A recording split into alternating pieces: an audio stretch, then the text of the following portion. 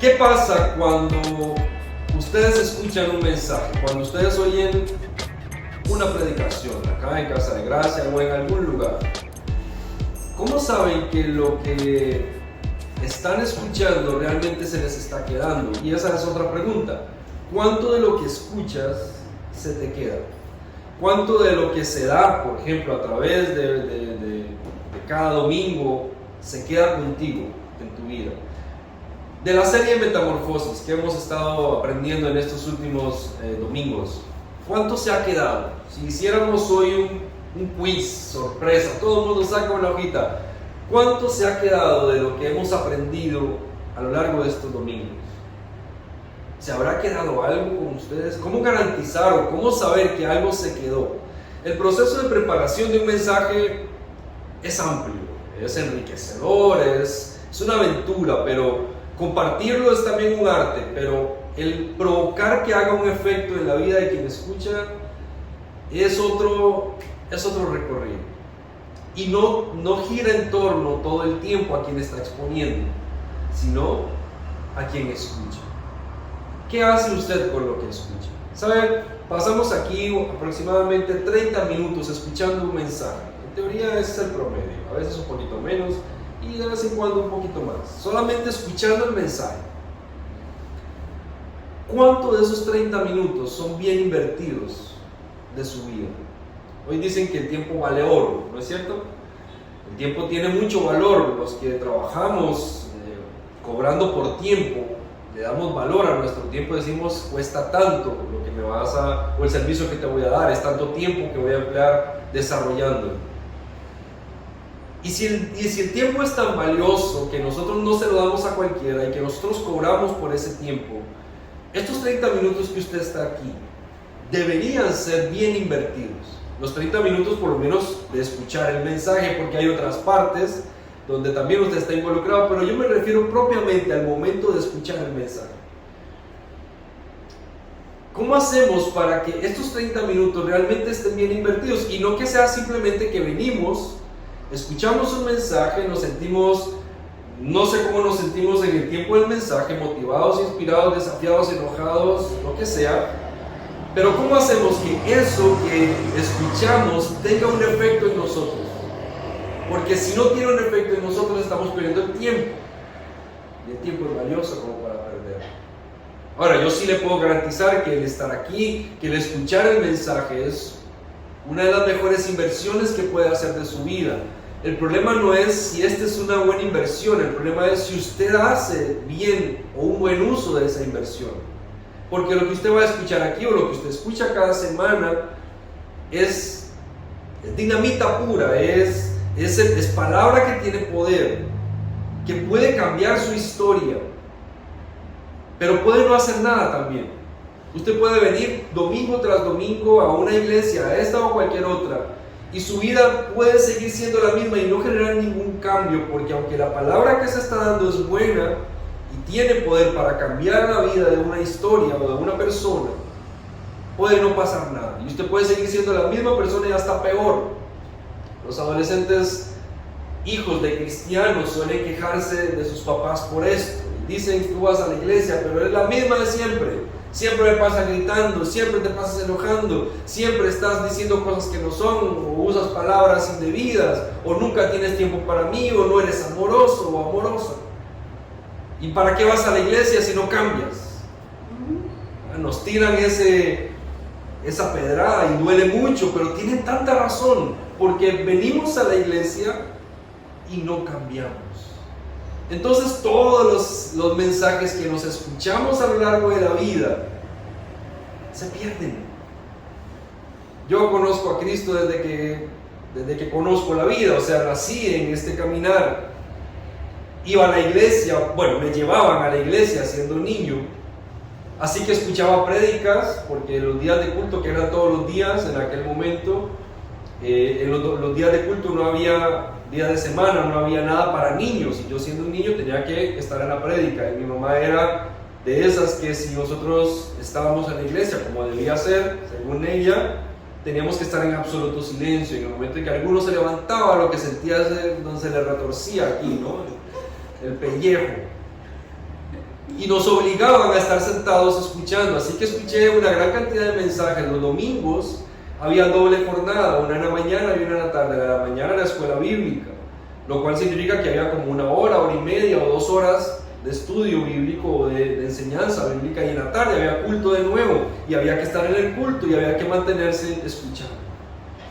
Y si yo empiezo a sumar que he asistido a 52 domingos, y voy a restarle, voy a quitarle todos los días de semana y voy a decir que solamente fui los domingos a la iglesia por toda mi vida, a mis 40 tiernos años de vida y de existencia, si asistí 50 domingos al año a la iglesia, ¿cuántas horas de mensaje me tengo que haber escuchado? Ahora aquí nosotros hablamos de un mensaje que dura 30 minutos, pero las prédicas que yo tenía que escuchar eran de mínimo 1 hora, porque justo cuando era la hora, el pastor comenzaba a decir, ya estoy terminando. Y usted sabe, cuando el pastor dice, ya estoy terminando, es porque le falta todavía como media hora de mensaje. Y me tocaba escuchar ese mensaje hasta 1:30 después. Eran cultos largos. ¿Cuántas horas de mensaje me tuve que haber tragado desde que voy a la iglesia? Ahora no seamos tan exagerados, vamos con su propia historia. Tal vez usted no conoce a Cristo de toda su vida, pero tiene varios años. ¿Cuántos mensajes ha escuchado? ¿Cuántas horas de predicación ha escuchado? Las que escucha en su propia iglesia y las que escucha en otro lado, cuando nos gusta ir a internet a ver qué hay en otras iglesias, escuchamos otros mensajes, o alguien nos recomienda otros mensajes y escuchamos. ¿Cuántas horas usted se ha comido de mensajes? ¿Cuánto de eso que usted ha comido ha hecho un efecto en su vida? ¿Cuánto realmente le ha cambiado? Porque si no, todo ese tiempo que usted ha escuchado ahí no ha generado nada en su vida. La palabra que escuchamos tiene que provocar en nosotros una transformación, una metamorfosis. Es evidente que si quien está compartiendo la palabra no hizo un buen trabajo preparándose para compartirla, va a ser difícil que usted mismo haga algo. Pero aún así, cuando usted está frente a la Biblia y está estudiando la palabra, o está escuchando el mensaje y repasa los textos bíblicos, empieza a encontrar que Dios le habla. Y eso debe provocar una metamorfosis en su vida. Yo deseo que hoy, así como cada domingo, su vida tenga una metamorfosis y que el mensaje provoque algo en su vida. Hechos de los Apóstoles, capítulo 2, versículo 37, es un texto bíblico que me gusta mucho, porque tiene estos pasos o estos ingredientes o estas etapas, estas fases que demuestran una transformación en la vida de un ser humano cuando escucha la palabra. Y es un texto muy sencillo. Hechos 2:37 dice así. Esta es la historia de Pedro cuando está predicando después de Pentecostés, ¿no? Y ahí se ve que 3,000 personas se convierten y todo esto que pasa. Pero cuando él está dando este sermón, este mensaje, dice que pasa esto. Dice el versículo 37, cuando oyeron esto, las personas que lo estaban escuchando en el sermón, dice, todos se sintieron profundamente conmovidos y les dijeron a Pedro y a los otros apóstoles, hermanos, ¿qué debemos hacer? Ese es el texto bíblico, es bien sencillo. Cuando oyeron esto, todos se sintieron profundamente conmovidos y dijeron a Pedro y a los otros apóstoles, hermanos, ¿qué debemos hacer? Aquí hay tres etapas o 3 fases importantes, esenciales y necesarias de lo que debe provocar en nosotros cuando escuchamos un mensaje, cuando escuchamos un sermón, cuando la palabra es expuesta frente a nosotros. Debe pasarnos algo. Lo primero, dice, cuando oyeron esto, lo primero es escuchar. Usted está aquí hoy, usted me está escuchando, yo lo veo físicamente, los que están acá, pero ¿cuánto de lo que aquí se comparte realmente entendió? Tanto porque me pude explicar, como porque usted estaba atento a lo que estaba diciendo. Las personas que a lo mejor ven la transmisión a través de Instagram o la ven después en YouTube, no las podemos ver, pero ¿cuántas distracciones ocurrieron en el proceso de escuchar el mensaje. Esta primera fase donde ellos dice que oyeron a Pedro predicar, no solamente es el escuchar, porque si se dan cuenta lo que va pasando en este versículo, nos demuestra que este escuchar era más que simplemente oír algo que entró por un lado y salió por el otro. Ellos escucharon un mensaje, pero este mensaje provocó algo. Quiere decir que cuando yo escucho, yo hago uso de mi razón, de mi entendimiento, de mi capacidad de percepción y de análisis. Y estoy diciendo o estoy siguiendo el mensaje que el expositor, el predicador o el pastor está dando. ¿De qué está hablando? A mí me pasó muchas veces, no sé si a usted le pasó, que después del culto íbamos a comer, estábamos en familia o en amigos comiendo, y cristianos todos, ¿no? Habíamos ido todos al culto y de pronto alguien salía con la pregunta: ¿qué aprendiste hoy en el mensaje? ¿De qué hablaron en tu iglesia? Y eso era como: agarra la pizza, métase en la boca y diga que usted tiene la boca llena para no contestar porque no sabe qué decir. Uno comienza a pensar: ¿de qué habló? ¿De qué habló el pastor? ¿De qué fue la predicación? ¿De qué se trató el mensaje? No me acuerdo. Y uno comienza, ha pasado una hora del mensaje y no nos acordamos de nada del mensaje. A mí me pasó, ¿a usted no le pasó? Estoy solo en este mundo. Muchas veces escuchaba un mensaje y no escuchaba el mensaje.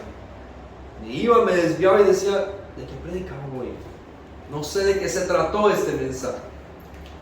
Y lo dije antes, a veces es la habilidad del que está al frente, que tiene que hacer una buena tarea para exponer, pero también es mi tarea escuchando, entendiendo, analizando. Y es que este análisis o este proceso de análisis me demanda concentración. Y yo puedo ser distraído tanto por lo que pasa a mi alrededor, como lo que pasa en mi cabeza. Mis propios pensamientos pueden ser una distracción a la hora de escuchar. Usted está aquí, a lo mejor nosotros tenemos aquí en la carpa presente o actual una ventana donde vemos los carros pasar y todo el ruido que ellos hacen lo escuchamos. Y es fácil distraernos. Pero a veces hace más ruido los pensamientos que tenemos en nuestra cabeza. Ideas, recuerdos, momentos, situaciones que hemos estado atravesando. O como decía alguien por ahí, dejé los frijoles encendidos y se me olvidó apagar la estufa. Y estamos pensando en lo que vamos a hacer después, lo que va a pasar en la semana, estamos inquietos por otras cosas, se nos olvida que estamos aquí y qué estamos haciendo y qué estoy escuchando. Y entonces de lo que se habla, no lo escuché, no lo entendí, no lo agarré, no había nada para mí porque mi cabeza estaba distrayéndome. Por eso el que usted esté fijamente viendo hacia el frente no significa que está concentrado. Puede ser que esté distraído. ¿Cuánto de lo que usted escucha aquí se le queda?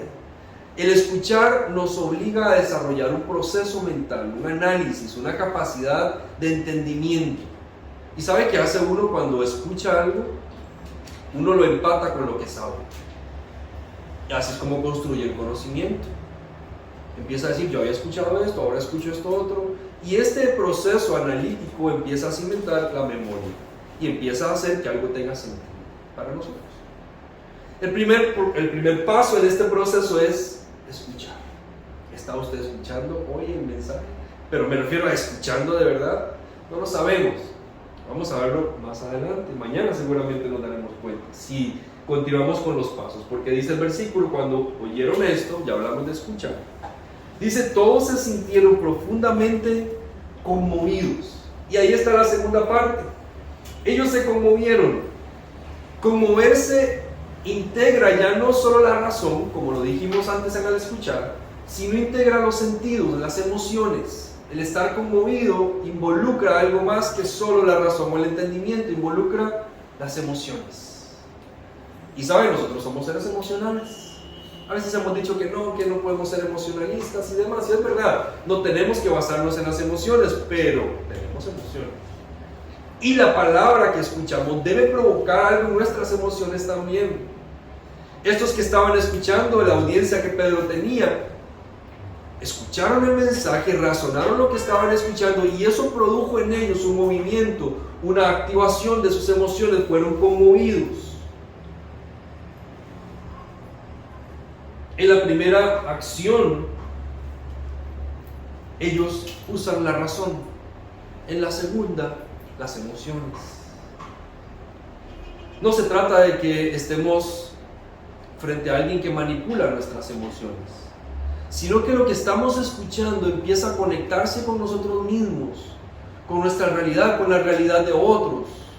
Incluso a veces usamos ejemplos dentro de un mensaje buscando conectar su empatía para que usted diga, yo también he vivido algo como esto, yo también entiendo lo que se siente llorar, yo también entiendo lo que se siente reír, yo también entiendo lo que es estar enojado, o lo que es estar aburrido, o lo que es estar enfermo. Y de alguna manera cuando nuestras emociones son activadas, nuestra empatía es activada, nuestra percepción emocional es activada, empezamos a sentir cosas, las emociones se manifiestan y las podemos manifestar. Nosotros acá en Casa de Gracia no somos como que tan emotivos con las emociones, pero a veces he estado en otros lugares donde más bien la gente se excede con sus emociones y hay de todo para todos los gustos. Pero sí, la palabra, lo que nosotros escuchamos, debe provocar nuestras emociones. Y debemos aprender a tener libertad en la expresión de nuestras emociones cuando la palabra provoca algo en nosotros. Porque eso es natural. Entonces dice que cuando ellos oyeron, escucharon, entendieron, hicieron uso de la razón, se sintieron profundamente conmovidos. Su razón fue activada y su emoción fue activada. Hubo una conexión de dos elementos esenciales para que la memoria se cimente. Seguramente en los mensajes somos tan racionales y tan poco emocionales o emotivos que se nos olvidan las cosas, porque si hay vamos a decir que el martillo que clava en la memoria en nosotros, que nos deja marcado en la memoria, se llama la emoción. Por eso en la escuela los estudiantes no aprenden nada o aprenden poco, porque a veces nuestros sistemas están hechos a base de razón solamente y se nos olvida que la enseñanza y que el aprendizaje es emocional también y que necesitamos activar la emoción. No es que todo es un juego, pero el juego también es una forma de aprender.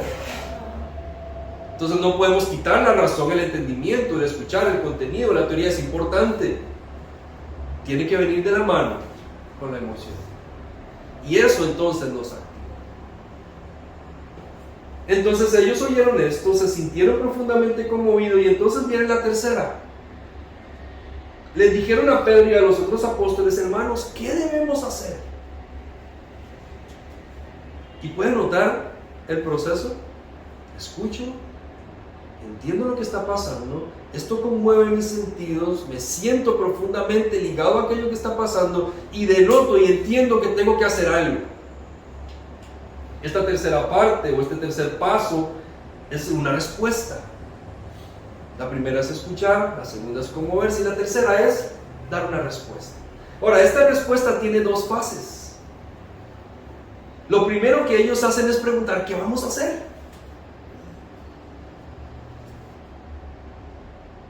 Si se dan cuenta, la acción de ellos, la primera acción es una pregunta, es ¿qué hacemos? Porque claro, entiendo lo que estás diciendo, me siento conmovido con eso, pero ¿qué tengo que hacer yo? No solamente es, ¿entendí? No solamente es me motivé o me emocioné, sino necesito hacer algo. Ahora la pregunta es: ¿qué debo hacer? Y no siempre sé qué debo hacer, y cuando yo pregunto qué debo hacer, estoy demostrando una humildad de que no lo sé todo y que necesito ser guiado, ser orientado. Lo que usted escucha en un mensaje no termina aquí. Aquí empieza. Escucha, es conmovido y dice: ¿qué haremos? La gente le pregunta a Pedro y a los demás: ¿qué hacemos? Y cuando ellos preguntan, Pedro les contesta lo que tienen que hacer. La primera parte de la respuesta demanda humildad. Yo pregunto, no sé qué voy a hacer, entendí todo, me emocioné con todo, pero ¿qué debo hacer? Entiendo que me falta saber algo que tú sabes, necesito que me orientes. La segunda parte de esta respuesta demanda obediencia, porque ahora es ponerlo en práctica. Porque yo me puedo quedar a la mitad de la respuesta y de esta fase de la respuesta y decir: ¿qué debo hacer? Y me dicen: bueno, lo que debes hacer es tal cosa. Y usted dice: perfecto. No hacen nada. Entonces la respuesta, la tercera fase, quedó incompleta, porque la respuesta es humildad y obediencia. Es: dime cuál es el siguiente paso. Y una vez que escuché el paso, voy a empezar a dar el paso. Y lo doy. La fase de respuesta tiene dos partes.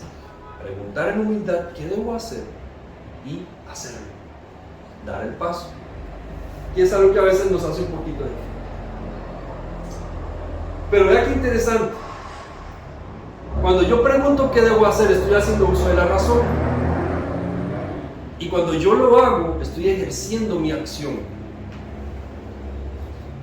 El ser humano, como ser integral, tiene que responder de manera completa. No solamente porque entiende una cosa, sino porque algo dentro de él está generando una respuesta. Y es una respuesta que se ve en acciones. No se queda solo en palabras. Esto no demerita las palabras, sino las pone en práctica, las ejerce. Seguramente si usted estudió la guía de estudio que enviamos a media semana, leyó un poquito sobre la historia de la primera iglesia. Para los que nos siguen, les hago saber que parte de nuestra dinámica de culto es que a media semana mandamos un estudio bíblico que está relacionado con este mensaje del domingo, para que previamente, antes de llegar aquí, lo estudiemos, analicemos, comprendamos, tengamos ya una base. Y cuando venimos acá, el mensaje refuerza todo eso. Entonces, el estudio de esta semana tenía que ver con la primera iglesia, lo que llamamos la iglesia primitiva, la iglesia que quedó con los apóstoles. Y se describe en Hechos cómo era esta iglesia. Pedro predica y da un gran sermón, la gente se convierte. La historia de Jesús, que fue de lo que Pedro predicó, comenzó a cambiar la historia de la gente. Aquellas personas que lo escucharon empezaron a decir: tenemos que hacer algo. Estos mismos que dijeron: ¿qué haremos? Y Pedro dijo: bautícense, crean, empiecen a cambiar su vida. Y ellos empezaron a cambiar su vida, y lo que hicieron fue que todo en su vida comenzó a cambiar drásticamente. Se unieron a una nueva familia. De hecho, empezaron a ver a los cristianos como una familia. Algunos, porque el aceptar a Jesús como Salvador, como Señor, como Dios, los obligaba a dejar su familia, eran rechazados por los demás. Otros, porque encontraban en esta comunidad un sentido de pertenencia que no tenían en ningún otro lado. Los judíos empezaron a reconocer a Jesús como Dios, y los no judíos empezaron a conocer a Jesús como Dios. El punto al que estas personas llegaron es que tenían tal entendimiento y tal sensación de certeza, que vendían sus cosas para ayudar a los mismos de la iglesia que estaban en necesidad. O sea, tenían tanta empatía, tanto amor por las personas, que no se preocupaban solo por su bienestar, sino por el de los demás, y dijeron: vamos a hacer algo, alguien tiene una necesidad, vamos a ayudarle. Las viudas, los huérfanos, que eran personas de quinta categoría en la sociedad, a quienes no se les tomaba en cuenta para nada, no se les valoraba, y eso era aceptado por la sociedad. Esta comunidad empezó a decir: no, a ellos no los vamos a descuidar, los vamos a alimentar, los vamos a proteger, les vamos a dar valor como si fueran personas, porque son personas. Y estas acciones empezaron a generar que todo el mundo los viera. Toda la sociedad empezó a ver lo que estaba pasando y decían: esta gente es rara. De pronto adoran a un hombre que dicen que resucitó, pero su vida está cambiando. Mira cómo quieren a las personas que son desechadas. Lo que ellos estaban experimentando era una metamorfosis. La palabra que escucharon de Pedro en aquel momento y de los demás apóstoles más adelante estaba provocando en ellos un cambio. No solamente estaban entendiendo la verdad, sino que estaban siendo conmovidos y estaban llevándolo a la práctica, estaban haciendo algo que provocara un cambio a su alrededor. Su estilo de vida cambió. Judíos y no judíos empezaron a cambiar, empezaron a hacerse uno. Las divisiones empezaron a irse, a alejarse. Las clases sociales empezaron a alejarse. Se empezaron a dar cuenta que el valor de la gente era otro, no era por su dinero, ni por su belleza o por su posición frente al imperio. Al punto llegó esta transformación, esta metamorfosis en una pequeña sociedad que a lo mejor empezó con 12 o con 70 y se fue produciendo más grande y más grande cada vez. Aquí habían 3,000 y tantas.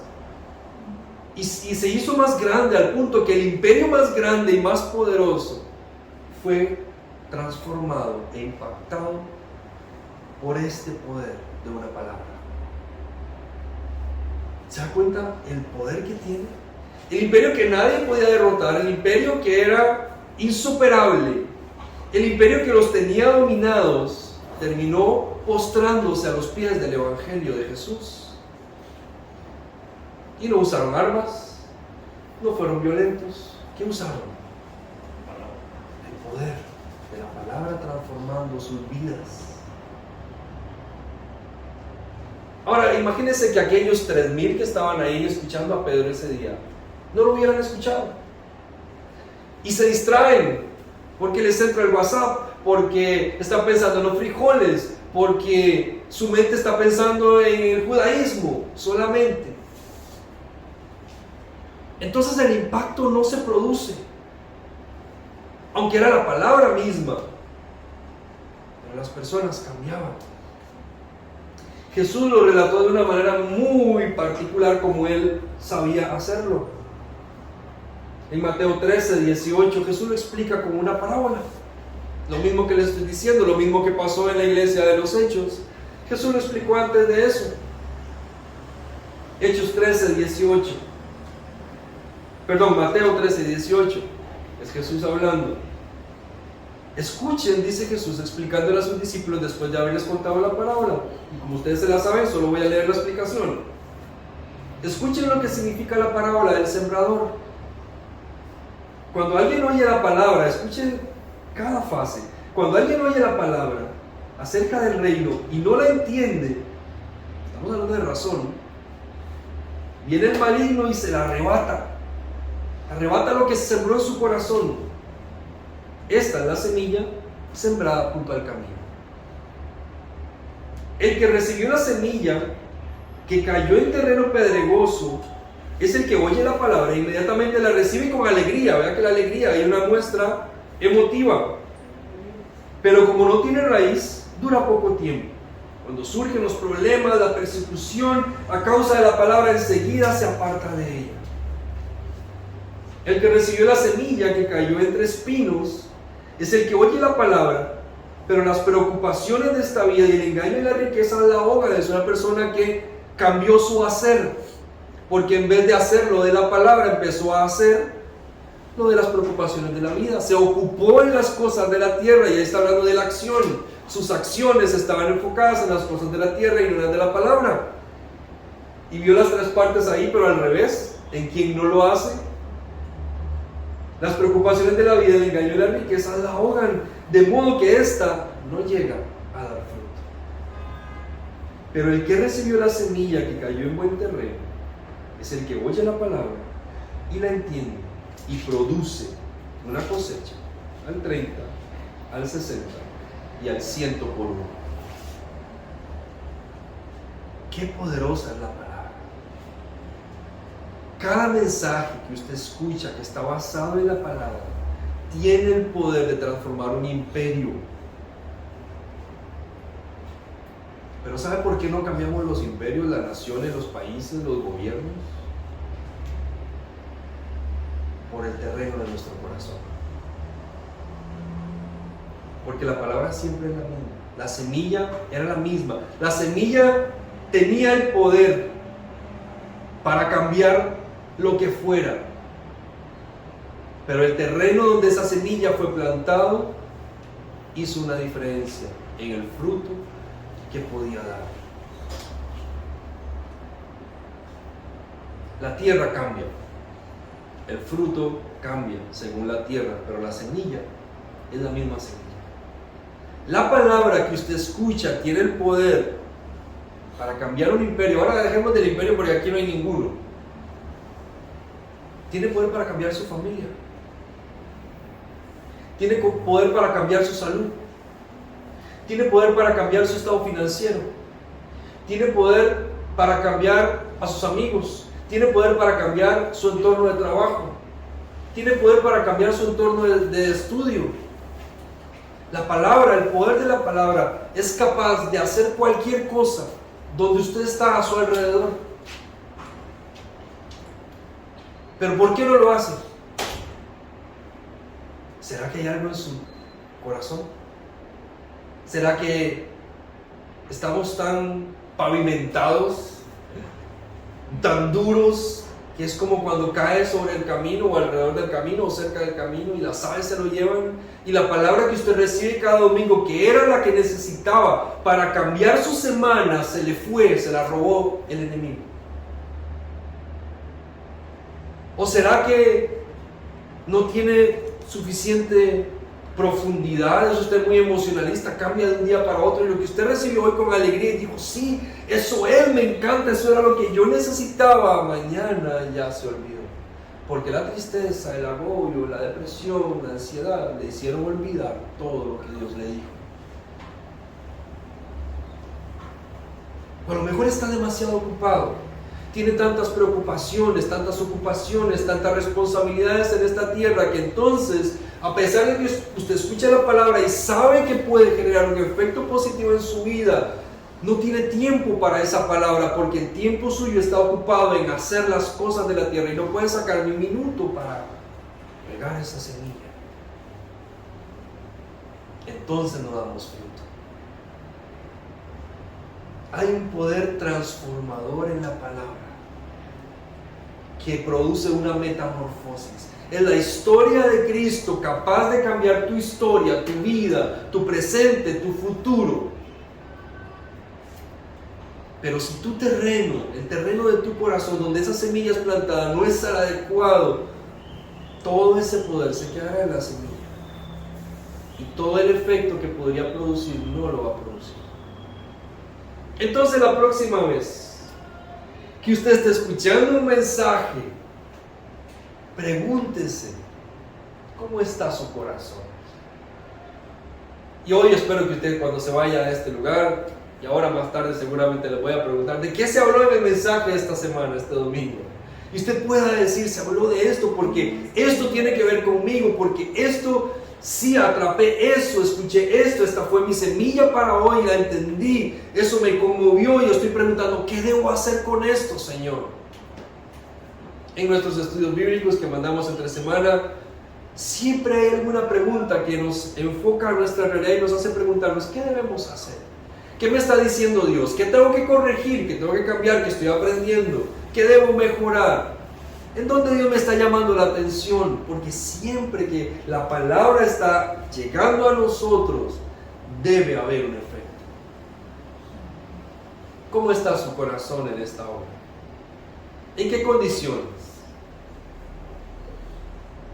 Permita que la palabra de Dios en esta hora haga un cambio, una transformación, una metamorfosis en su vida. Porque primero necesitamos ser cambiados.